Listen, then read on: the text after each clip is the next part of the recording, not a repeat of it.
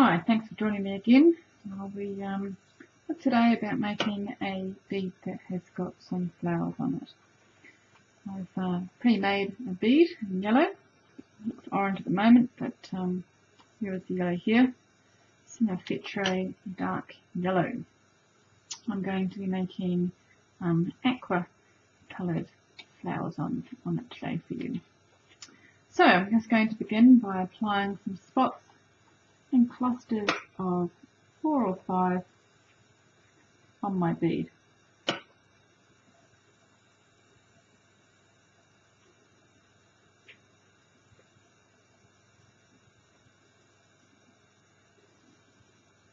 the first set there.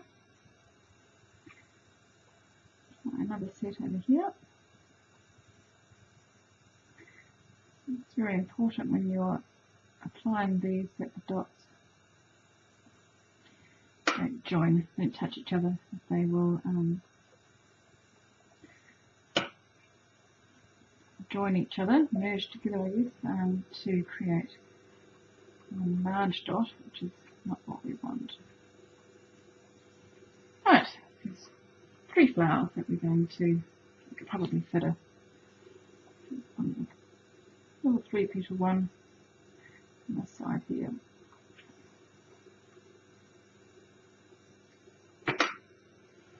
Okay, so we allow all of our dots that we've applied to all come to similar temperature. And now we're going to gently heat them flat. So down this end of the flame it's very, very hot. Less hot up here. So we just want to gently apply some heat so that the dots go flat and turn into what are called spots.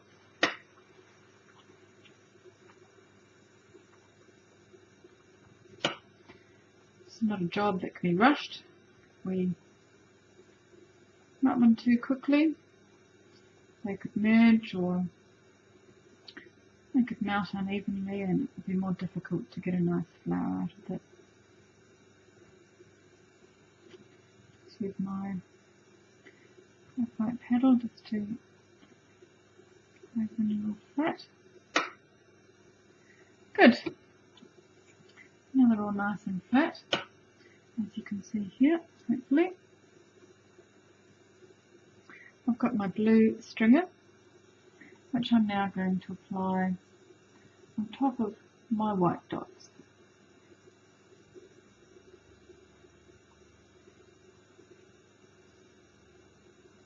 Again, being careful not to have them touch each other.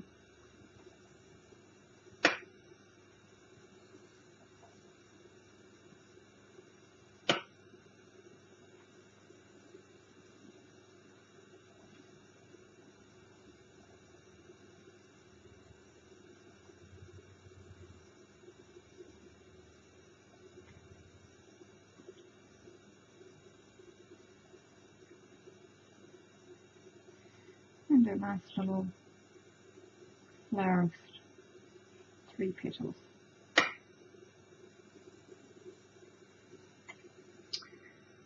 Now we're going to slowly do the same thing again by melting these transparent dark aqua blue spots, which is an Italian colour, on my fettre. I'm just going to slowly melt those in.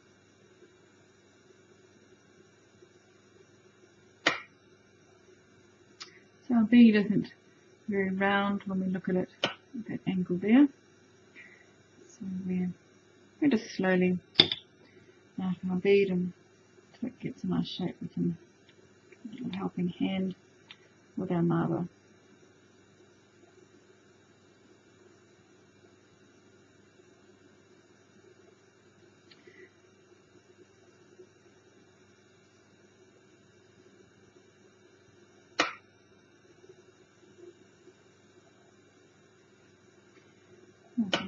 Various number of options we have at this point. If I was going to encase the bead, I could poke it in the middle to create the flower and then encase and have the centre of the flower beautiful bubble.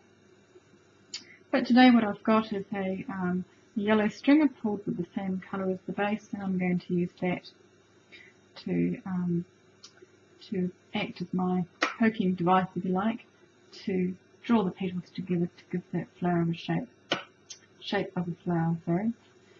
It's just them. Okay, now I've got my beads cool-ish, it'll be solid. I'm just going to focus the heat on one of those clusters of dots, slowly putting it in and out of the flame. Just heating that until it's glowing, and then I'm going to take it out of the flame and poke it in the middle. Now I can blow on it, really waiting until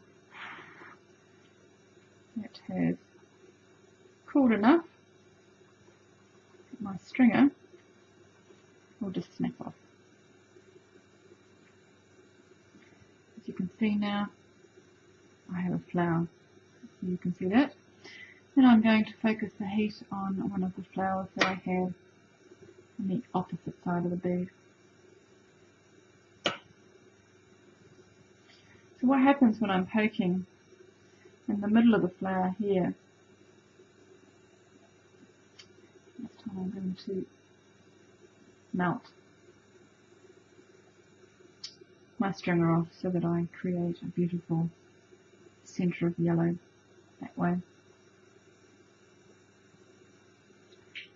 Need to wait for that to cool enough so that I don't distort the other flowers, and I go back in and heat.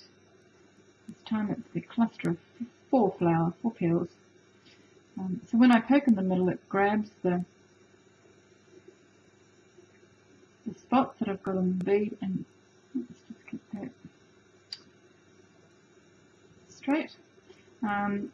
It will grab the glass and it drags it into the middle with it, creating the illusion of it being a petal. And I'm just going to go in one last time. Got our cluster of 3 spots that we put on our base bead. I'll poke that in the middle now. Knock that off. Now, since the others have little blobs, they're probably on that one that I first did. Here we go. Up those yellow stems a little bit so they're nicely in place. And there we have it. A bead with flowers on it. Hopefully you can see that. Now this bead will go into the kiln for some proper annealing. And, thank you, and I hope to see you again.